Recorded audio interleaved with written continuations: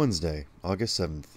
I told Midge about my idea today, but she wasn't very enthusiastic. The main reason was that she didn't know anything about Truffles. In fact, she thought that I said trouble at first.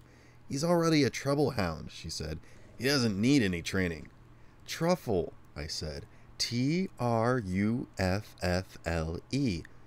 "What do you do with a Truffle?" Midge asked. "Wear it? Look at it? Or what?" "You eat them," I told her.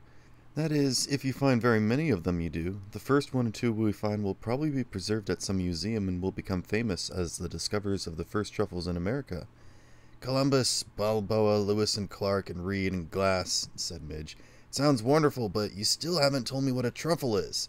"I guess you'll call it an underground mushroom," I said. "They range from about the size of a walnut to a medium-sized potato. Some of the best truffles in Italy are white, but all of them in France and some in Italy are black. Whatever color they are, they're delicious and they are very expensive." "All right, you've read a book someplace," Midge said. "Go on and tell me something more about truffles." "Well, you train a dog, or in France they use pigs, to like truffles. He goes sniffing around over the ground, and when he smells a truffle, he starts digging. They say a pig smells them farther than a dog, but the trick with a pig is to get the truffle before he does." "How deep are they?" Midge asked. "Oh, 1 foot, 2 feet, I said. You usually find them under oak trees." "Sounds like a lot of work," Midge said. "I wonder if it'll be worth the truffle." She started laughing as though she had said something really funny. It's a real self-panicker.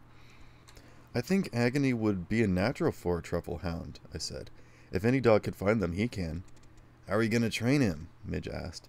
"I guess I'll let him smell a mushroom," I said.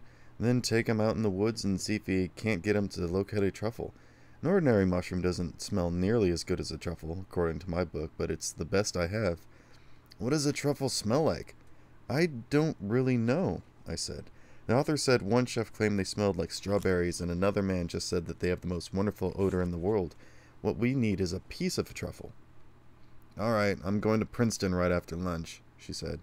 "There's a delicatessen on Palmer Square that has all sorts of fancy things. I'll see if they have any truffles. Even a canned truffle should be better than nothing at all." I didn't wait to get the truffles, but started training Agony that afternoon. I took him out on a leash in the woods and tried to put across the idea that we were looking for something buried under the ground. I think he knew what I wanted, and after I dug several holes, he went sniffing around to dig some himself. We didn't locate any truffles, but then I didn't expect to right away. While we were back in the woods, I heard someone pounding over by Mr. Apple's. Agony and I went over to investigate. I was very careful to stay out of sight and to stay on my own property. Mr. Apple was putting up a wire fence in the middle of his backyard.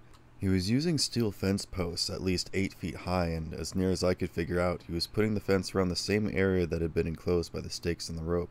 He was doing a thorough job.